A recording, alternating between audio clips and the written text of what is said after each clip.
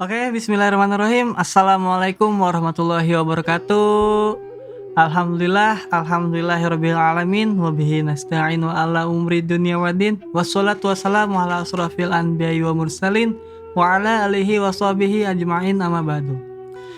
Sampurasun sahabat Simbiosis Podcast sekalian, gimana kabarnya nih? Nah, kembali lagi kita bersama saya Toga Marsauli di Simbiosis Podcast Syiar Religi yang akan membahas edukasi dalam sudut pandang Islam. Nah, di tengah-tengah kita juga sudah ada nih pembicara sosok sahabat, guru, kakak, pokoknya yang akan membahas tentang edukasi ya, yang akan menemani kita pada waktu hari ini gitu.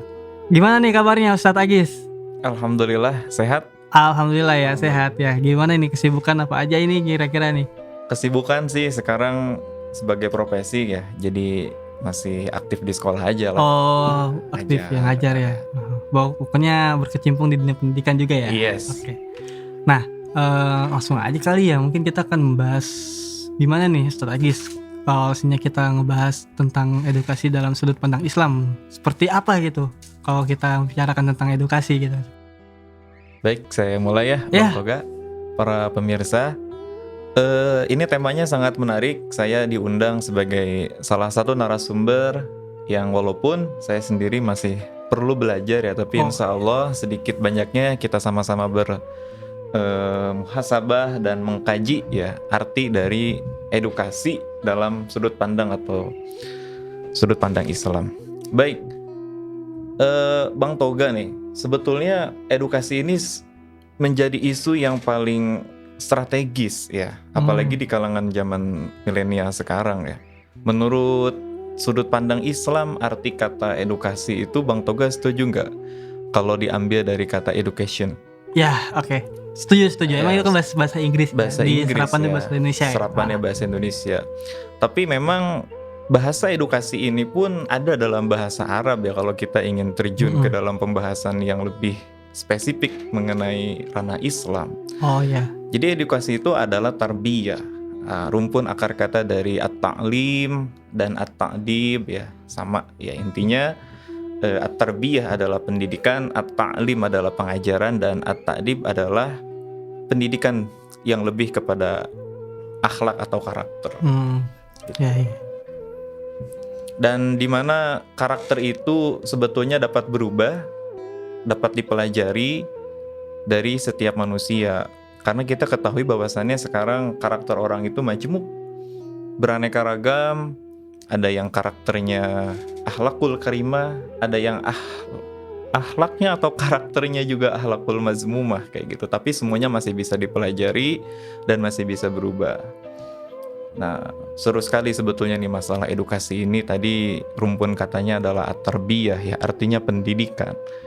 Nah, ngomong-ngomong masalah pendidikan nih Bang Toga, sebetulnya pendidikan itu sebelum kita masuk ke ranah Islam, sebetulnya ada undang-undang yang mengatur tentang pendidikan di Indonesia itu sendiri. Jadi landasan kita jelas sebelum berbicara kepada pendidikan dalam sudut pandang Islam.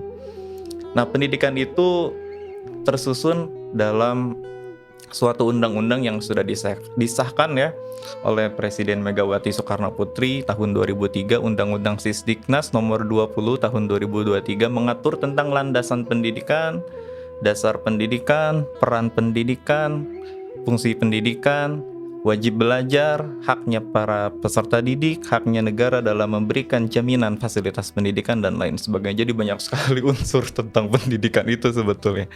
Nah, menarik sekali. Nah, kemudian sejalan dengan itu, Bang Toga dan para pemirsa semuanya, pendidikan itu perlu ditanamkan ya, karena ada ungkapan yang mengatakan bahwasannya pendidikan itu dimulai bukan sejak anak berada dalam usia kandungan. Ternyata baru tahu saya juga ternyata ya setelah mengulik, ternyata pendidikan itu dimulai ketika seorang suami atau calon bapak memilih pasangan calon ibu atau yang akan menjadi seorang istri. Coba di mana menariknya? Ini menarik ya. Ini gimana? Ya kan? Gimana? Jadi Sejak pendidikan memilih, iya.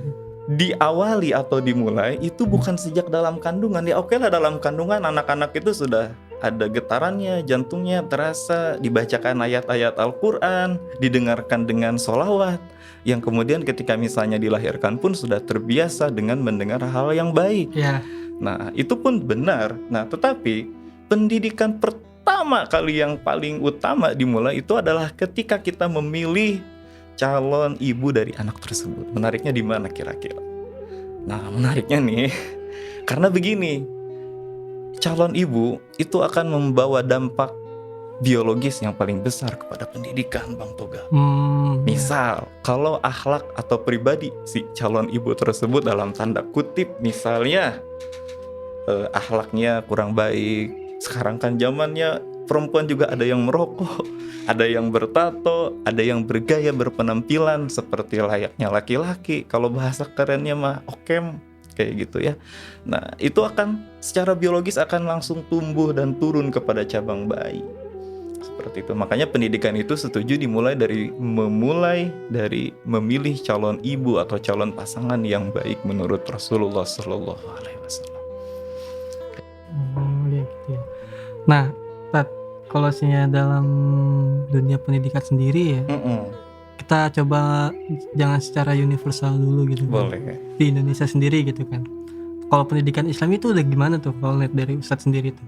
Baik, ada hadis yang mengatakan Bismillahirrahmanirrahim, man hala wulida waladan min nahlin aw ilmin akhadha bihi adabin hasanin.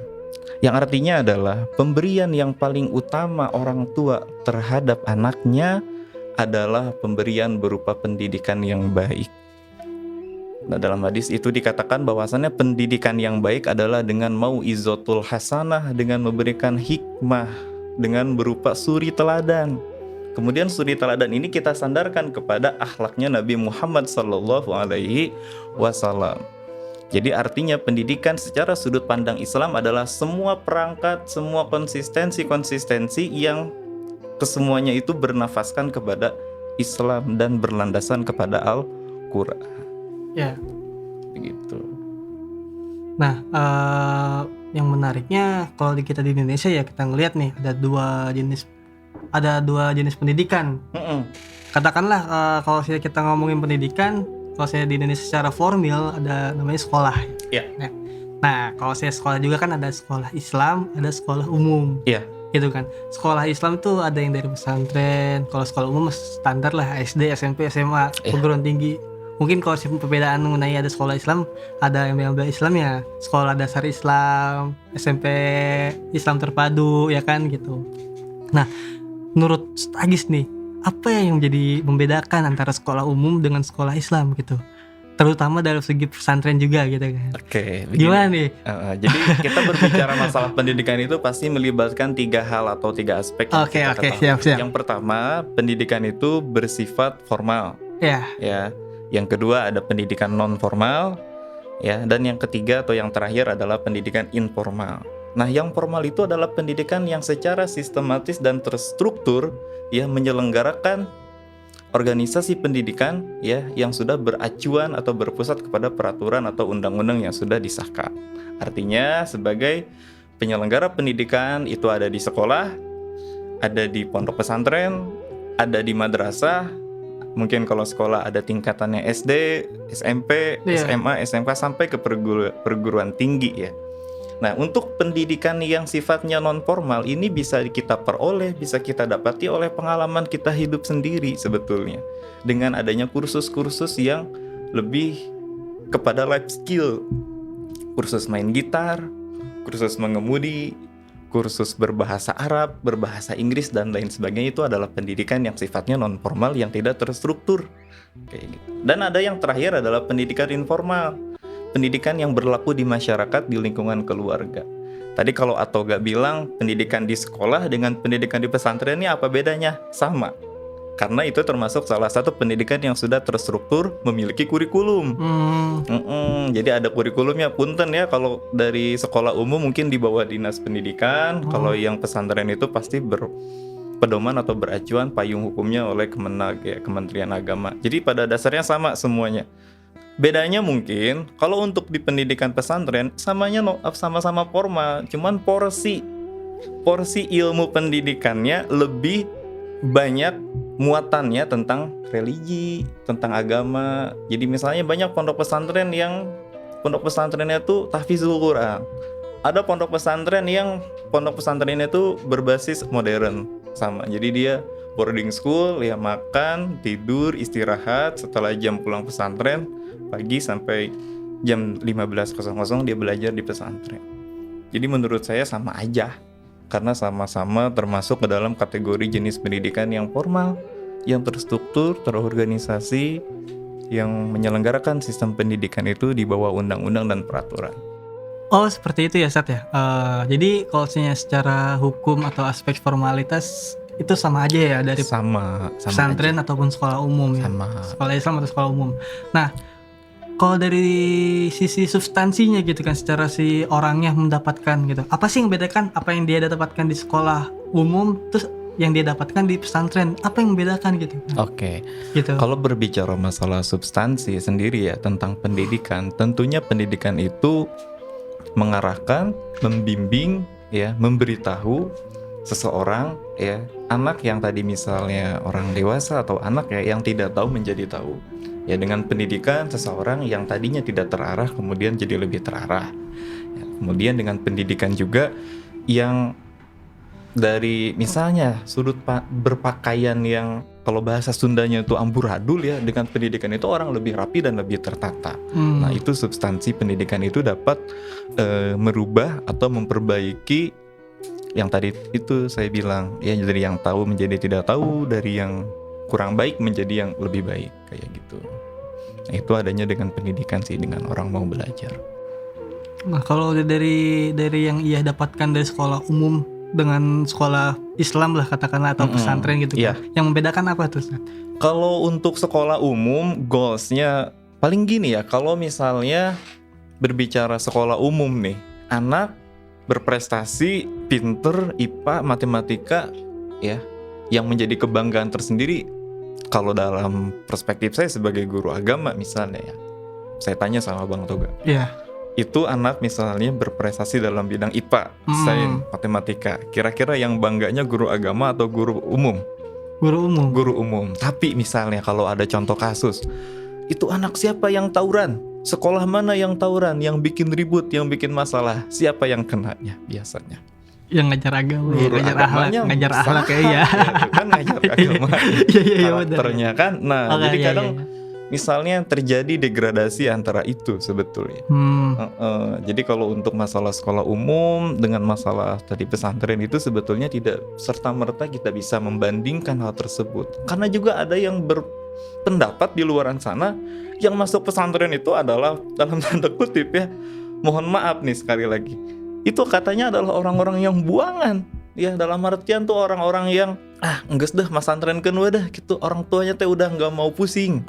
Iya, sampai ada istilah sia bader pesantren kan ku aing gitu ya. Seperti itu ya. Iya benar. Jadi sebetulnya itu ada itu fenomena seperti itu. Ada ya. fenomena kayak gitu tuh, ada kayak Ada gitu itu, ya. ada. Budak nabader, hese diatur, ngelawan ke orang tua. Jadi kabur. menstigmakan orang yang masuk pesantren itu orang-orang yang bader jadi. Orang yang Padahal nggak seperti itu juga ya Sad ya. Padahal nggak seperti itu juga. Sebetulnya. Ya. Jadi kalau dibilang masalah perbedaannya sih sama ya. Karena pesantren itu terstruktur juga, dia ada pengajarannya, ada sistemnya, ada tata tertibnya, ada hukumnya. Bahkan hukumnya di pesantren biasanya lebih ekstrim, Bang Toga. Saya pernah sharing sama pengalaman teman saya yang pernah dulu pesantren ya.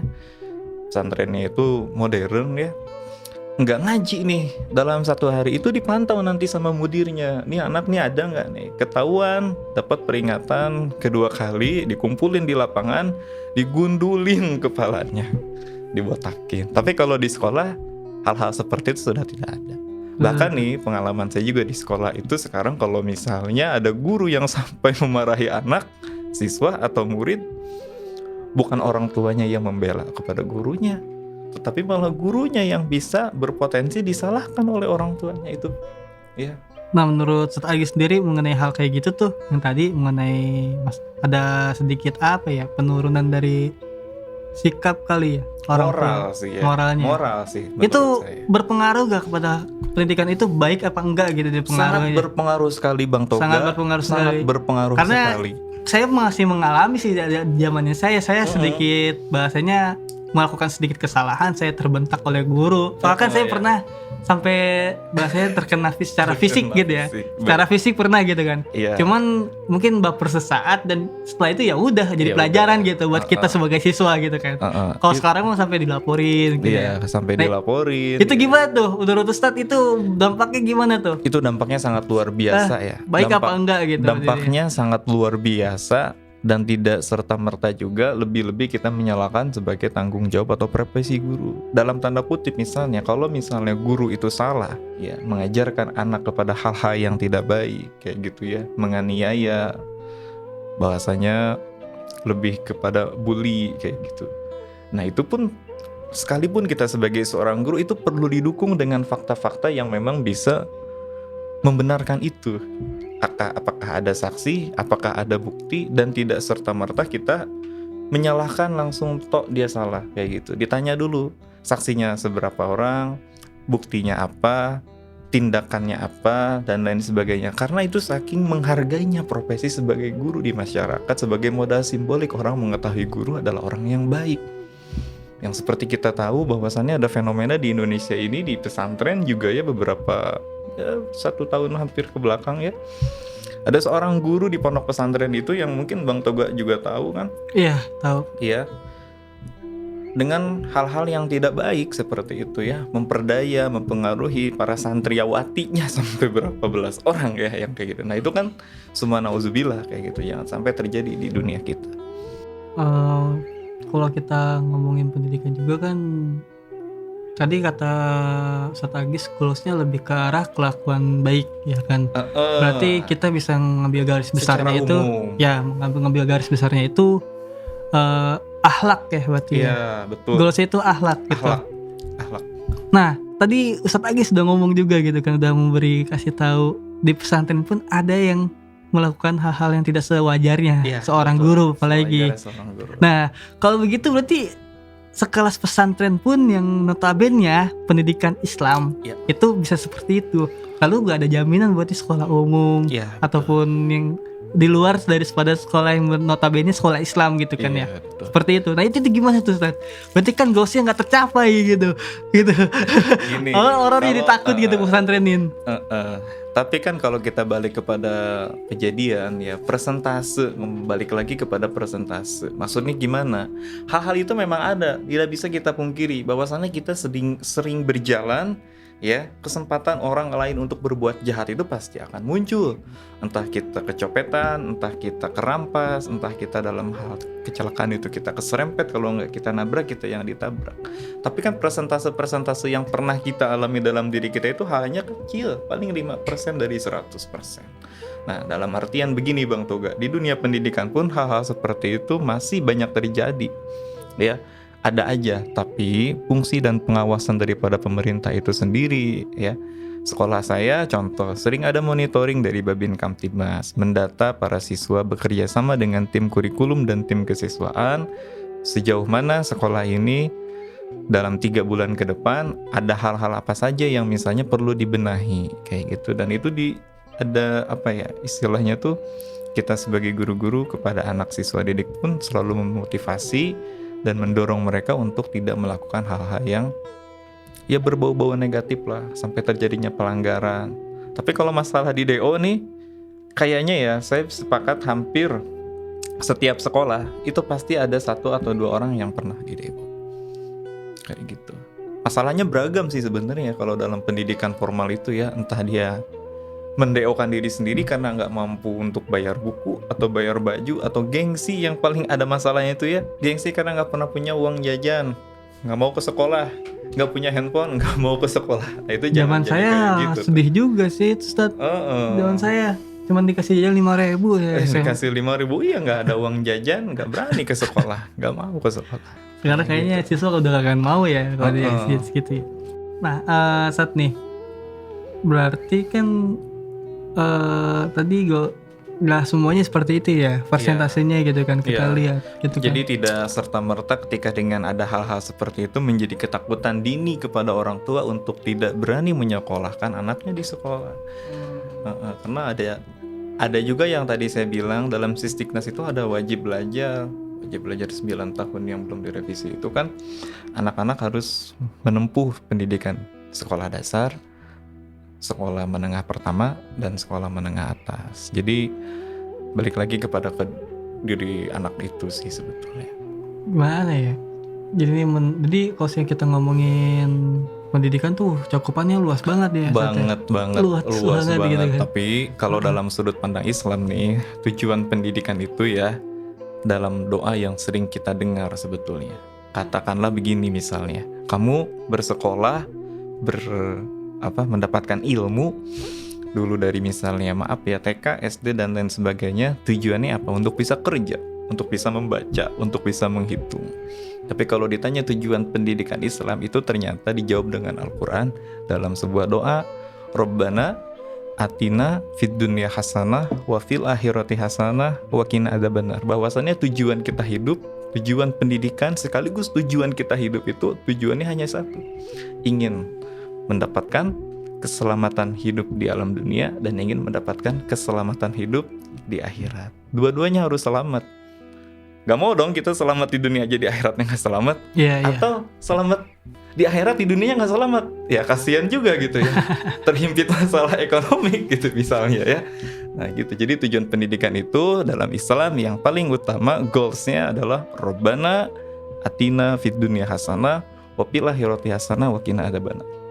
Tujuan pendidikan dalam Islam itu menghantarkan setiap hamba-hamba Allah, setiap umat-umat manusia agar bisa menjalani hidup dengan selamat di alam dunia dan akan selamat di kehidupan nanti setelah meninggal, itu di alam akhirat. Kayak gitu. Selamat di kehidupan dunia dan selamat di kehidupan akhirat. Oke.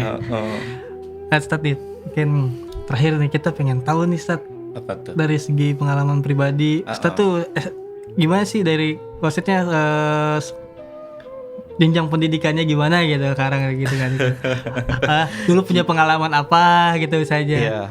Saya SD di mana, SMP di mana, punya pengalaman apa gitu. Bisa lah ceritakan sedikit gitu kan. Kalau jenjang pendidikan SD alhamdulillah terlewati semua dari SD, SMP, SMA, juga mendapatkan pendidikan di kebetulan madrasah aliyah ya. Kemudian juga pernah pesantren ya. Oh, pesantren juga Ustaz. Pesantren juga ya, pesantrennya di Al-Furqon dan ada yang di Bubulak gitu. Oh, 2 kali ya. Pesantren ya. Nah, kalau pengalaman apa yang didapatkan selama saya belajar, karena pendidikan itu adalah tadi proses belajar sih, proses belajar secara terus-menerus sampai akhir hayat tadi saya lupa ketinggalan. Jadi pendidikan itu nggak ada batasnya sebetulnya. Di satu sisi pendidikan yang pertama adalah ketika memilih calon ibu. Terus yang kedua poin yang saya kritisi di sini adalah pendidikan itu sifatnya sepanjang hayat.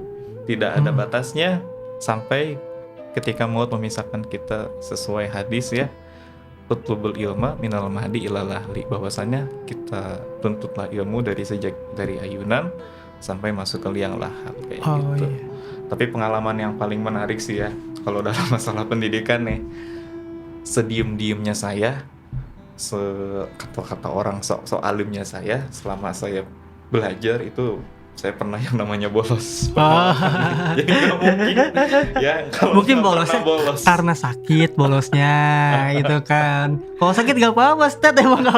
Kadang yang pinter juga, yang menurut kita cerdas, pasti dia pernah bolos. Bolos itu maknanya nggak selalu harus anak-anak yang susah diatur, yang jeger kayak gitu. Enggak, ternyata perempuan saya yang cukup pendiam aja, kalau yang namanya sampai lompat-lompat pagar sih pernah ya dulu sekali ya, bandel ya.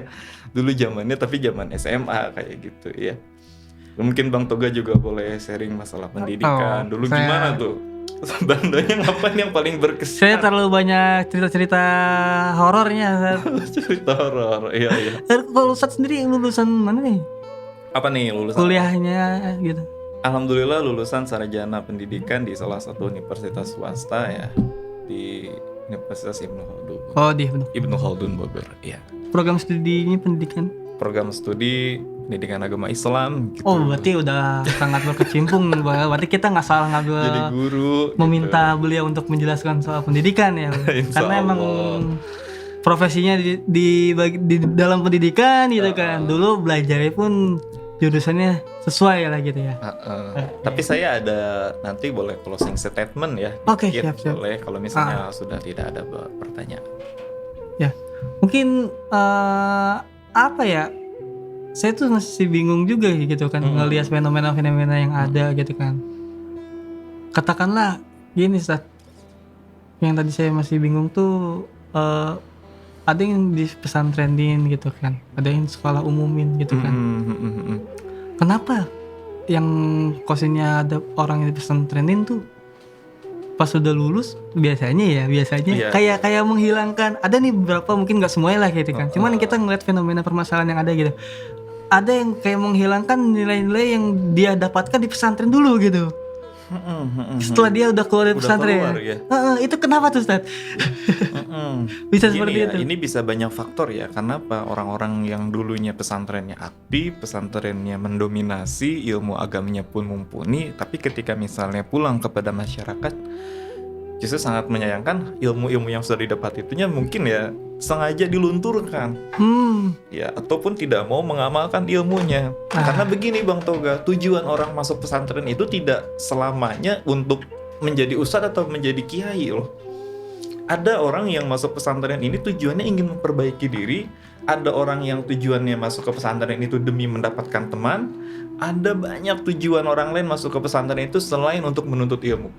Embel-embelnya tuh banyak banget. Jadi ketika kita melihat ada fenomena di masyarakat, oh maneh mah lulusan pesantren tapi geningan cicing wae gitu kan, diem aja gitu, tidak mau berkontribusi penuh apapun itu. Nah mungkin karena dia juga mungkin udah jenuh ketika di pesantren disusah ilmu agamanya udah kebanyakan gitu ya. Jadi ketika datang ke masyarakat tuh udah blank aja, udah lupa. Tapi biasanya itu nggak semuanya sih Bang Toga. Pasti ada aja ya 1-2 minimal. Kata kunci yang saya dapati ketika saya keluar dari pesantren itu, dapat menjadi pribadi yang lebih baik lagi, dapat mendapatkan, mengamalkan ilmu yang sudah saya dapat. Menjadi picontohan gitu ya. Iya, jadi picontohan ya, begitu. Minimal lah untuk diri kita sendiri, walaupun tidak bisa kita membawa atau mempengaruhi orang lain. Oke, Ustaz. Mungkin pembahasan mengenai pendidikan mungkin kita udah cukup banyak banget ngebahasnya. Oh, alhamdulillah. Ya. Nah, berarti kalau saya yang mengambil garis besarnya pendidikan itu mungkin ini ya, proses transformasi ilmu, pengalaman, kepribadian antara si pendidik dengan yang terdidik. Gitu kan. Tujuannya apa? Ya akhlakul karimah. Akhlakul karimah. Ya kan, mungkin garis besarnya itu saya menganggapnya gitu kan. Mungkin itu aja ya. Yang kita tanyain seputar pendidikan. Teman-teman, mungkin Ustadz kira-kira nih ada closing statement gak nih buat teman-teman semua yang mendengarkan semua gitu. Baik, untuk para pemirsa semuanya, closing statement atau pernyataan penutup dari saya yang hari ini diundang dalam sebuah acara yang mulia, yaitu dalam acara podcast ya, berbagi ilmu, berbagi pengalaman dan sharing sambil berdiskusi. Poin utama dalam pendidikan itu poin paling penting dalam pendidikan itu semua orang berhak mendapatkan pendidikan sejalan dengan yang sudah dicita-citakan oleh Nabi Muhammad SAW, bahwasannya ada kata Imam Al-Ghazali pernah berkata, kalau dirimu merasa lelah untuk ditempa, kalau dirimu merasa tidak kuat untuk ditempa, ya, maka janganlah untuk sekali-kali belajar, karena belajar itu akan pedih, akan sakit, akan sakit. Pelajaran itu sangat membosankan, tetapi akan memberikan dampak atau nikmat di akhir yang menyenangkan, kayak gitu. Jadi closing statementnya itu paling. Oke, terima kasih nih Ustadz nih tadi udah memberikan sedikit closing statementnya kepada pemirsa semua ya. Semoga apa yang beliau sampaikan bisa bermanfaat buat kita semua ya. Amin, dan menjadi suatu insight yang baru buat kita semua mengenai pendidikan dalam sudut pandang Islam gitu. Iya, betul. Nah, baik pemirsa semua, sahabat Simbiosis, mungkin kita sudahi ya, kita pembicaraan pada hari ini mengenai syiar religi yang judulnya mungkin kita ambil judulnya edukasi dalam sudut pandang Islam dalam gitu ya. sudut pandang Islam. Oke. Mungkin itu aja dapat kami sampaikan. Saya selaku pembawa acara, selaku moderator, mohon maaf apabila ada salah kata, kurang lebihnya. Assalamualaikum warahmatullahi wabarakatuh. Waalaikumsalam warahmatullahi wabarakatuh.